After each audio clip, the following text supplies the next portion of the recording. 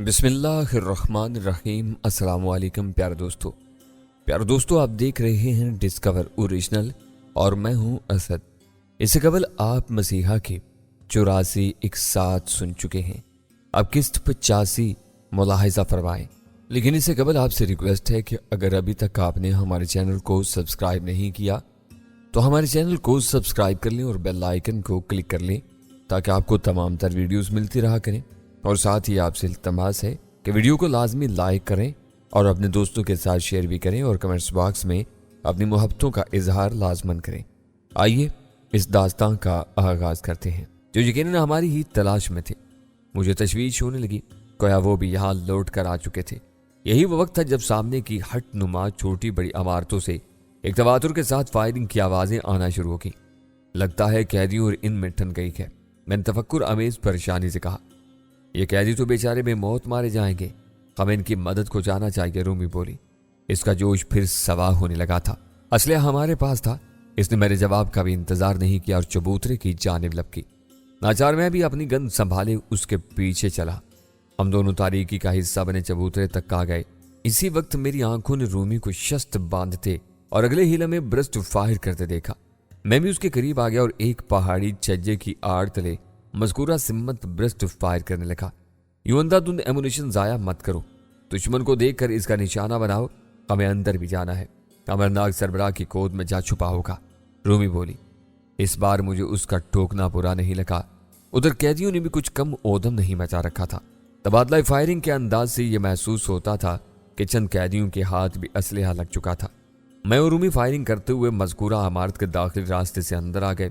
हम एक हाल में खड़े थे और वहां कई खून में लथपथ लाशें नजर आई। अब पता क्या चलता कि इनमें मुजरमों और कैदियों की कितनी लाशें थीं। इनके बहते खून ने फर्श में तालाब सा बना दिया था। वहां से अजीब नागवार सी बू उठ रही थी। इस वक्त रूमी ने एक तरफ ब्रस्ट फायर किया। मैंने बिदक कर उस जानिब देखा। वहां दो अफराद चीखे मारकर फर्श बोस हो गए थे। वो दूसरे कमरे के दरवाजे की आड़ में थे और शायद उन्होंने वहां हमें गाफिल पाकर हमें निशाना बनाने की कोशिश चाही थी जो रूमी ने बर वक्त नाकाम बना दी थी। इस वक्त वहां से मैले कुचैले और बदहाल से इंसानों का रेवड़ बरामद हुआ। वो हमारी जानिब लपके थे। हम शशो पंज में पड़ गए। इनके हाथों में अला बला थमा हुआ था। चंद एक ने हमारी जानिब वो उछाला भी। दो के हाथों में पिस्तौल भी थे। दोनों ने ही हम पर बैक वक्त गोली चला दी। मैं बिदकर दाएं जानिब को दौड़ा। रूमी ने भी झुकाई दी थी। वो अनाड़ी थे। कम अज कम मेरे सिलसिले में तो इनका निशाना ही चूका होगा, वरना मेरे अंदर कहां इतनी फुर्तियां थी। वह हमें दुश्मन समझे हुए थे। बिलाशुबा ही एक खतरनाक सूरत हाल थी। वो गाफिल थे और हम उन पर फायरिंग भी नहीं कर सकते थे। यह तो शुक्र हुआ कि इनमें सुलेमान मौजूद था। उसने चिल्लाकर इन्हें हम पर हमला करने से रोका और कुछ कहा। वो फौरन थम गए और फिर शोर मचाते हुए दूसरे कमरे के दरवाजे की जाने भागे। मैं भी भाग कर सुलेमान के करीब आ गया। इस वक्त यही मुझे अपना निजात दहिंदा महसूस हुआ। रूमी दांत भींच कर मेरी जानिब घूरने लगी। फिर सुलेमान से बोली, अमरनाग और सरबराह कहाँ है? मेरे साथ आओ, मैं तुम्हारा ही मुंतजिर था। उसने जोशीला लहजे में कहा। उसके हाथ में एक लंबी सी खमदार फुलादी सुलाख थी। इसमें मुझे खून भी जमा हुआ महसूस हुआ। मैं और रूमी उसके अक्कम में लपके। वह हमें एक खिड़की से कुदवा कर दूसरे से मतलाया। सामने एक और हट की दीवार थी। हम इसकी रहनुमाई में पीछे लपके। वहां से एक और खुली खिड़की से छलांग मारकर अंदर दाखिल हुआ। मैं भी उसकी तकलीद में खिड़की की जानिब कूदा जो बस आदम गुजार ही थी। लेकिन बदकिस्मती या जल्दबाजी के सबब मैं उसके तंग चौकठे में फंस गया। रूमी चूंकि मेरी अक्कम में थी, उसने अपने रूह में छलांगते हुए मुझे थक्का दिया। मैं कलाबाजी खाकर अंदर फर्श पर जा पड़ा था। रूमी मेरे करीब आन पड़ी और मुझे जल्दी से संभाल कर उठाया। रूमी ने जो कार्य खैर अंजाम दिया था, मैं इस पर सिवाय तिल मिलाने की कुछ नहीं कर सका। इस वक्त गोली चलने का धमाका हुआ। मैं फर्श पर लेट गया था। रूमी ने भी यही किया। एक जिगर पास चीख हमारी ठटकी हुई समातों से टकराई। ये सुलेमान था। पल के पल उसकी लाश को खून में लथपथ पाकर मेरा अंदर दुख और कर्ब से भर गया। अभी चंद लम्हे पहले ही तो बेचारा हमारे साथ उछल कूद में मसरूफ था। कितनी बेसवात है ये हयात, न पल का पता न कल का। सुलेमान की दर्दनाक मौत पर मुझे बेहद दुख हुआ था। इस गरीब को गोली मारने वाला एक तवाना जिस्म का लंबा तिरंगा आदमी था। इसके चेहरे ही से मखसूस किस्म की करख्तगी और सफाकियत बरसती थी। खबरदार, तुम दोनों ने कोई हरकत की तो असलहा फेंक कर हाथ ऊपर उठा दो। उसने भेड़िए जैसी गुर्राती आवाज में हमें हुक्म दिया। سلیمان کا حشر میں دیکھ چکا تھا، اسی لیے اس کا حکم سنتے ہی میں نے اپنے ہاتھ میں پکڑی ہوئی گن فوراً پھینک دی اور اپنے دونوں ہاتھ اوپر اٹھا دیے۔ ایک نسبتاً اجاڑ سا چھوٹا کمرہ تھا، لگتا یہی تھا کہ خونی درندوں کی قیادت کرنے والے یہاں آتے، اپنا کام نمٹاتے اور چلے جاتے تھے۔ رومی بھی بس نظر آ رہی تھی، اس نے ابھی تک اس لمبے ترنگے اور خونخوار آدمی کے حکم کی تعمیل نہیں کی تھی۔ مجھے اس چھوٹے سے جزیرے کا یہی سربراہ معلوم ہوا تھا۔ ڈس گولی چلی، رومی کے ساتھ ہی میں بھی اچھلا۔ سربراہ نے اس کے پیروں کے قریب گولی تاگی تھی۔ گن پھینکتی ہو یا اس بار تمہارا حشر بھی اس جیسا کر ڈالوں؟ اس نے درست لہجے اور گھورتی ہوئی آنکھوں سے رومی کو دوبارہ حکم دیا۔ ہتھیار پھینک دو، اب کوئی فائدہ نہیں، میں نے بھی رومی سے دوستانہ لہجے میں کہا۔ رومی نے یہی کیا۔ اچانک ہی ایک شناسا آواز کا کہکا گونجا اور ایک دیوار کی آڑ سے وہ کہکا لگاتا شخص نمودار ہو کر سربراہ کے چرنوں کے قریب کھسک آیا۔ اسے دیکھتے میری آنکھوں میں خون اتر آیا تھا۔ وہ تخم سور امرناک تھا۔ خوب ڈانگر، بہت خوب، تم نے ان آفت کے پرگالوں کو اچھا قابو میں کیا، اس نے اپنے کینہ توز نظروں سے گھورتے ہوئے جزیرے کے سربراہ بندمائی سے کہا۔ ڈانگر نام مجھے اس کا عجیب ہی لگا تھا۔ کہو تو ان دونوں کو اسی وقت گولیوں سے بھون ڈالوں؟ لہیم شہیم ڈانگر ہماری طرف صفاقانہ نظروں سے گھورے جا رہا تھا۔ نہیں، ابھی رک جاؤ، ذرا میں شنکر چانکیہ سے بات کر لوں، امرناک نے کہا، اور اس مردود کی زبان سے شنکر چانکیہ کا نام سن کر میں چونکا تھا۔ جی دھنیہ واد چانکیہ صاحب، میں بول رہا ہوں، آپ کا سیوک ڈاکٹر امرناک۔ تو اپنے سیل فون پر رابطہ کرتے ہوئے بولا، یہاں کے حالات خراب ہو چکے ہیں۔ ہاں، ان لوگوں نے خراب کیے، وہ گرفت میں آ چکے ہیں، اب آپ سے پوچھنا ہے کہ ان کا کیا کرنا ہے۔ کہتے ہوئے دوسری جانب سے شنکر چانکیہ کی ہدایات سنتا رہا، پھر بولا، آپ نے بالکل ٹھیک کہا، ان سے پہلے اگلوا لیتے ہیں کہ ان کے اور کتنے ساتھی یہاں ہماری کھٹیا کھڑی کرنے کے لیے چھپے ہوئے ہیں، اس کے بعد ہی ان کے بارے میں سوچا جا سکتا ہے۔ ہم سے کہیں کوتاہی ضرور ہوئی ہے چانکیہ صاحب، ورنہ اب تک ہم پوری رازداری سے دھندا کرتے چلے آ رہے تھے، ان کمبختوں نے ہمیں خطرے میں ڈال دیا۔ جی اچھا، بس क्षमा کر دیجیے چانکیہ صاحب۔ کون؟ اوہو ہاں، یہ تو بتانا ہی بھول گیا، ڈاکٹر جونز کو ان بدبختوں نے ہلاک کر ڈالا ہے۔ یہی تو کہہ رہا ہوں کہ یہ لوگ بے حد خطرناک معلوم ہوتے ہیں۔ ٹھیک ہے، مجھے تھوڑا وقت دے دیں، ابھی ان سے اگلواتا ہوں۔ کیا ڈاکٹر رمیش اگروال انہیں جانتا ہو؟ میں اسے بھی فوراً ادھر ہی بلا لیتا ہوں۔ کہتے ہوئے امرناک نے ہماری جانب خوفناک نظروں سے گھورتے ہوئے کہا۔ میرے اندر ہلچل مچی ہوئی تھی، رومی کی بھی کم و بیش یہی حالت تھی۔ شنکر چانکیہ کے تذکرے نے ہمیں چونکا دیا تھا، یہی تو ان خونی سوداگروں کا اصل گرو گھنٹال تھا، جو انڈیا کے کسی محفوظ گوشے میں بیٹھا انہیں ڈیل کر رہا تھا۔ اس طرف چلو اس طرف، ڈانگر نے ہم سے غراتے ہوئے تحکمانہ لہجے میں کہا، اور ساتھ ہی دھمکی بھی دی کہ اگر ہم نے ذرا سی بھی چالاکی دکھانے کی کوشش کی تو بلا دریغ ہمیں گولیاں مار دے گا، اور فی الحال میں اور رومی گولی کھانے کے موڈ میں نہیں تھے۔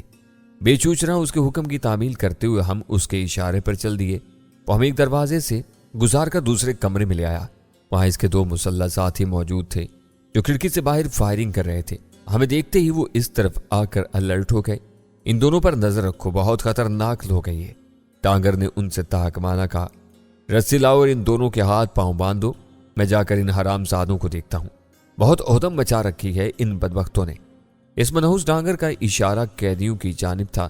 ابھی اس نے اتنا ہی کہا تھا کہ دفتن کھڑکی کی جانب سے دھائیں 2-3 گولیاں چلیں، اور ہمارے دیکھتے ہی دیکھتے ڈانگر کے یہ دونوں ساتھی کربناک چیخیں مار کر فرش پر گر پڑے۔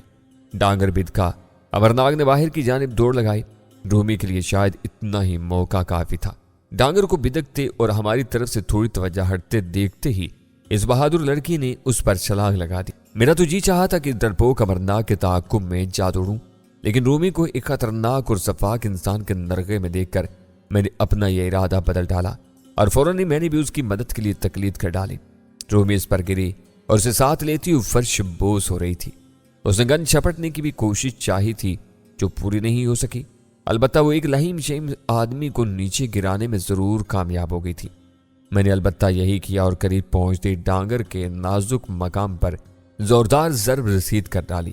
اس کے حلق سے بیل جیسی ڈگراہٹ بلند ہوئی تھی، اور اگلا لمحہ میری پھرتی دکھانے کا تھا جب اس نے تکلیف دبانے کے لیے غیر ارادی طور پر اپنے گھٹنے سکیڑ کر دونوں ہاتھ ناف پر رکھنا چاہے تھے کہ میں نے اس کی گن دبوچ کر چھین لی۔ رومی ہانپتی ہوئی اٹھ کھڑی ہوئی۔ یہی نہیں، اس نے اس کے فرش بوس ساتھیوں کی پڑی ایک گن بھی اٹھا لی اور اس سے ڈانگر پر گولی چلا دی۔ ڈانگر کے سینے میں سرخ روشن دان بن گیا تھا۔ अमरनाग जाने न पाए, आओ चलती। मैंने तकरीबन ऐलान किया और इसी दरवाजे की सिमत तोड़ पड़ा जिधर से वो बाहर भागा था। इस मरदूद को भी शायद पसपाई का अंदाजा हो चुका था, फिर वो कुछ ज्यादा ही क्या गुजरा था। जोश इंतकाम से मैं उसके पीछे लपका था, ये परवाह किए बगैर कि रूमी ने मेरी तकलीद की थी या नहीं। दरवाजे से बाहर आते मैंने उसकी झलक देखी। वो दाएं जानिब की एक दूसरे खुले दरवाजे से बाहर को लपक रहा था। मैंने उस पर गन सीधी करते हुए फायर दागा, मगर निशाना खता गया। वो बाहर निकल चुका था। थका मैं भी नहीं, बदस्तूर उसके ताक़ुब में दौड़ा जा रहा था। और इसी वक्त मेरे चश्मे तसव्वुर में बार बार आदिल का चेहरा भी रक्सा हो रहा था और इस किस्म के मेरे ही अल्फाज समातों में गूंज रहे थे जो मैंने आदिल की कब्र की मिट्टी उठाकर अदा किए थे। ये हट्स की एक मरकजी इमारत थी जहां वो कैद खाना था। अमरनाग इसके अक्कम में उभरा था और मैं भी उसी तरफ आया था जहां उसका हेलीकॉप्टर मौजूद था, मगर वहां का समा ही बदला हुआ था। अब कैदियों ने इस हेलीकॉप्टर को डंडे सोटे मार मार कर तोड़ फोड़ डाला था। वो चूंकि खुला मैदान था और वहीं हेलीपैड भी बना हुआ था, इसलिए सारे कैदी वहां जमा हो चुके थे। लगता ऐसा ही था कि उन्होंने सारे जराइम पेशा लोगों को हलाक कर डाला था। बहुत सारे तो हमारे हाथों अपने सरबराह समेत वासिल जहन्नुम हो चुके थे। बिलाशुबा इसमें सुलेमान और मोइन की होशियारी और चाबकदस्ती का भी कमाल था, जिन्होंने इनका बेजिगरी से मुकाबला किया था, बल्कि अपने तमाम कैदी साथियों को हैंडल भी खूब किया था। सुलेमान की हलाकत अपनी जगह अफसोसनाक अमर था। अमरनाग इन्हें देखते ही वहीं रुक गया, उसे जैसे सख्ता हो गया था। टापू से फरार की आखिरी उम्मीद भी उसकी खत्म हो चुकी थी। अब उसके आगे भी मौत थी और पीछे भी। जो जाल उस कबीज ने रूमी और मेरे लिए बिछाया था, इसमें वो खुद ही फंस कर रह गया था। मैंने वहीं रुककर अपनी गन का रुख उस मरदूद की जानिब कर दिया और चाहता था कि ब्रस्ट मारकर इसे हलाक कर डालूं, मगर रूमी ने मुझे रोक दिया। अब ये कहीं नहीं जा सकता। तसल्ली रखो, ये हमारी कैद में है, इसे बहुत कुछ पूछा जा सकता, उसने कहा। मैं अपनी जगह पर रुक गया। कैदी भी हमारी जानिब मुतवज्जा हुए। वो सब अमरनाग को मारने के लपके थे कि इसे हमारे पास आकर पनाह लेना पड़ी। शायद उसने मुश्तिल हजूम के हाथों अपनी तिक्का बोटी करवाने से ज्यादा बेहतर यही समझा था। रूमी ने मोइन को कुछ हदायत थी। इसे सलमान के जहां बहक होने के बारे में भी बता दिया, जिसे सुनकर उसे बेहद दुख हुआ था। मुझे बचा लो इनसे, भगवान के लिए मेरी जान बचा लो। अमरनाग मेरी बजाय रूमी के पैरों पर गिर गया। मैं नफरत से होंठ सुकेड़े उस मक्कार और सफाक इंसान को घूरने लगा। रूमी की इजाजत नहीं थी, वरना मैंने इसे इन मुश्तिल कैदियों के हजूम के हवाले कर देना था। मोइन हमारी हदायत सुनने के बाद सारे कैदियों को साहिल की जानिब ले चला था। अब सेलनजदा हट्स में 3 अफराद रह गए थे। अमरनाग जमीन पर पड़ा खारिजदा कुत्ते की तरह लौट रहा था। मैं अपने अंदर के गुबार पर काबू नहीं रख सका और झुककर उसे गर्दन से दबोच कर खड़ा कर दिया। फिर खौफनाक लहजे में कहा, सलील इंसान, तुम तो बिल्कुल ही चूहे साबित हुए। काम तो इतना दिल और जिगर वाला करते हो, जिंदा इंसानों के आज़ाद निकाल कर मासूम और बेगुनाह इंसानों को जिंदा मौत से हमकिनार करते हो। अब तुम्हारा अपना दम निकला जा रहा है। मैं वाकई उलझन में मुब्तला हो गया हूं तुम्हारी ये भीगी बिल्ली जैसी कैफियत देखकर। अमरनाग कोई जवाब नहीं दे सका तो रूमी ने जैसे उसकी तर्जमानी में तल्ख लहजे में कहा, ऐसे लोग अंदर से बुज़दिल होते हैं सैफ। जो जिस कदर सफाक और जालिम होगा, अंदर से इतना ही डरपोक और जान जाने का खौफ रखता होगा। मुझे मुजरिमों की नफ्सियात से जरा भी दिलचस्पी नहीं है, मैंने खड़ी हुई संजीदगी से कहा। इस जहरीले सांप को मैं ज्यादा मोहलत देने का कायल नहीं। तुम्हें इससे जो कुछ पूछना है वो पूछ लो, इसके बाद इसे मेरे हवाले कर दो। रूमी ने गहरी हुमकारी भरी और बोली, ये कानून का मुजरिम है और इसे इन्हीं के हवाले करना होगा। इंटरपोल बहुत फाल इदारा है, कानून इसका क्या बिगाड़ लेगा जो गौहर शाह सोराब मजूटा का बिगाड़ दिया। इनकी तरह वो इसे भी किसी दूसरे मुल्क फरार करवा देगा। मैंने जहरीले लहजे में कहा, तो तुम बिल्कुल ठीक कह रही हो, मुझे कानून के हवाले कर दो। अमरनाग एकदम रूमी से हाथ जोड़कर बोला और मेरा दिमाग उसकी चालाकी पर एकदम भन्ना कर रह गया और फिर मैं काबू नहीं पा सका। मैंने उस पर जोशे गैस तले लात और मुक्कों की बारिश कर दी। वो ज़िबा किए जाने वाले जानवर की तरह चिल्लाने लगा, कमीने जलील खूनी इंसान, तूने मेरे मासूम और बेगुनाह भाई का क्या हशर किया था। जान ले और देख ले, मुझे अच्छी तरह मैं इसी का भाई हूं जिसने अपने भाई आदिल की कब्र की मिट्टी उठाकर कसम खाई थी कि मैं उसके साथ ऐसा सलूक करने वालों को निशाने इबरत बना दूंगा। मेरा लहजा ही नहीं, आवाज और जिस्म भी जो इससे कपकपा रहा था। अमरनाग की आंखें खौफ से फैल गई थी। रूमी के लिए यकीनन मेरा ये रूप नया होगा। वो भी एक लम्हे के लिए फैली हुई आंखों से मेरी जानिब तकने लगी। फिर जैसे होश में आई, अमरनाग को मेरी गिरफ्त से छुड़ा लिया। छोड़ दो इसे, क्यों अपने हाथ इस सुअर नस्ल के गंदे खून से खराब करते हो? रूमी मुझसे बोली। मैं गुस्से और गैस से बुरी तरह हाँफ रहा था। अमरनाक के नाक और मुंह से खून जारी था। इसका हुलिया बिगड़ चुका था। वो रूमी के पीछे जा छुपा था। इस वक्त शायद वही उससे अपनी निजात हिंदा नजर आ रही थी, लेकिन फिर भी वो रूमी के अकब से जरा झांकते हुए मुझसे अपनी सफाई पेश करते हुए करा कर बोला, वो मेरी तो तुमसे कोई दुश्मनी नहीं थी। तुम्हारे भाई आदिल के आजाद निकालने का डॉक्टर रमेश ने ही मुझसे कहा था। मैं इसी वक्त समझ तो गया था कि उसकी तुमसे किसी दुश्मनी का शाखसाना है, मगर तुमने भी इस मरदूद नस्ल डॉक्टर रमेश का पूरा साथ दिया, क्योंकि तुम भी एक तहस्सुबी और सख्त दिल इंसान हो। मैं नफरत और गैस तले दांत भींच कर उसे कहा और भाई के जिक्र पर दोबारा चिराग पा होकर उसे चापने को लपका था कि रूमी उसकी ढाल बन गई। दिल तो चाहा कर रूमी को भी एक तरफ धक्का देकर इस मरदूद अमरनाक के जिस्म की बोटी बोटी अलग करके समंदर में फेंक दूं, मगर जाहिर है मैं ऐसा नहीं कर सकता था। तहम मैंने उसका सेल फोन अपने कब्जे में कर लिया था। क्या कर रहे हो सैफ? होश में आओ। मैं तुमसे वादा करती हूँ अब ये इबरतनाक अंजाम को पहुंचने वाला है। रूमी ने फिर मुझे समझाया। साथ ही उसने अमरनाक से भी ओसीले लहजे में कहा, तुम भी अब अपनी जुबान काबू में रखो, इस पर खून सवार है और चुप रहो। अमरनाक मक्कारी से हाथ जोड़े रूमी को तकते हुए चुप हो गया। क्या करना चाहती हो आप? मैंने यूं ही रूमी से पूछा। अंदर लासिल की राबतों का निजाम मौजूद है, वो जवाब में बोली। मैं अपने कमांड को फोन करके मुतल्ला करती हूँ, चलो अंदर, कहते उसने मरकजी इमारत की जानिब कदम बढ़ा दिए। मैंने उसके साथ चलते हुए फिर पूछा, और ये डॉक्टर रमेश अग्रवाल, इसे छोड़ दी? वो भला कैसे छूटेगा? वो मेरा तंज समझ तो बोली, वो भी अब कानून के नरगे में आ जाएगा। मेरा ख्याल तुमसे मुख्तलिफ है और लाहे अमल भी। मैंने कहा, तुम कहना क्या चाहते हो? हम अंदर आ चुके थे। यही किसी कमीने के जरिए रमेश को फोन करवा के इधर ही बुलवा लेते हैं। वो इतनी आसानी से आ जाएगा? हम इसे दावतनामा नहीं भेज रहे हैं, मैंने बुरा सा मुंह बनाकर कहा। अमरनाग उसका अब्बास है, इसके जरिए चालाकी से फोन करवाएंगे और वह जरूर इसके हुक्म की तामील करते हुए यहां आ पहुंचेगा। रूमी ने मेरी बात पर सोच अंदाज में अपने होंठ भींच लिए, फिर बोली, सोच लो, इस तरह मामला तूल पकड़ जाएगा और इतनी मोहलत देना इन खतरनाक दरिंदों को होशियार और मोहतात कर देगा। तो तुम क्या समझती हो इंटरपोल क्या कर लेगा? वो इन दोनों खबीसों को फौरन फांसी चढ़ा देगा। मैंने जहरीले तन से कहा, इनके तरीका कार से मैं भी वाकिफ हूं। वो इन्हें इन्हीं के मुल्क की पुलिस के सुपुर्द कर देगा और वहां इनका गुरु घंटाल शंकर चांकिया ने कानून की गिरफ्त से आज़ादी दिलाने के लिए पहले ही से बैठा होगा, जिसे ये पहले ही हमारे सामने मदद के लिए फोन कर चुका है। रूमी ने होंठ भींच लिए। अमरनाग ने जब रूमी को मेरी चिरा से कायल होते देखा तो मक्कार फिर चालाक और मासूम बनने लगा और लगा रूमी की फिर मिन्नतें करने। तो तुम कानून पसंद हो, ये अच्छी बात है, मगर इसकी बातों में ना हो। मैं इस हरामजादे की मक्कारी पर दोबारा मेरे सर पर खून सवार होने लगा। मुझे चिताओं में आता देखकर रूमी फिर परेशान सी हो गई। मैंने हुर्राते हुए फिर अमरनाग पर झपटा मारा। इसी लम्हे उस खबीस ने ऐसी हरकत कर डाली जिसने मुझे ही नहीं रूमी को भी एक लम्हे के लिए भी हैरान परेशान कर दिया। अमरनाग ने इस मौका से फायदा उठाते हुए नहायत जुर्रत और फुर्ती का मुजाहिरा करते हुए रूमी की गन पर झपटा मारा था। उसे बुज़दिल और डरपोक पाकर हमें शायद इससे इस जुर्रत की तवक्का कमी थी, इसलिए वो अपनी चाल में कामयाब हो गया और उसने गन छीनते ही हम पर तान ली। खबरदार, अब कोई हरकत मत करना वरना तुम दोनों को गोलियों से भून दूंगा। अभी उसने गुर्राते हुए इतना ही कहा था कि रूमी ने उसे मजीद मौका दिए बगैर ही बिजली की सी तेजी के साथ हरकत की और मखसूस अंदाज में झुकाई दी। अमरनाग ने लबलबी दबा दी। जोरदार धमाके से गोली चली। मैं अपनी जगह पर दहल कर रह गया था, लेकिन अगले ही लम्हे मैंने अमरनाग को मुंह के बल जमीन बोस होते देखा। रूमी ने सर की टक्कर रसीद कर डाली थी। ये उसका एक खतरनाक अमल था। गोली उसे लग सकती थी।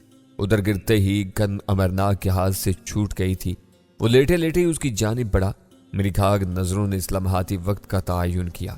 रूमी अभी खुद को संभालने में मसरूफ थी। मेरे हाथ में अभी तक गन दबी हुई थी। अमरनाग का एक हाथ जैसे फर्श पर गिरी गन पर पड़ा।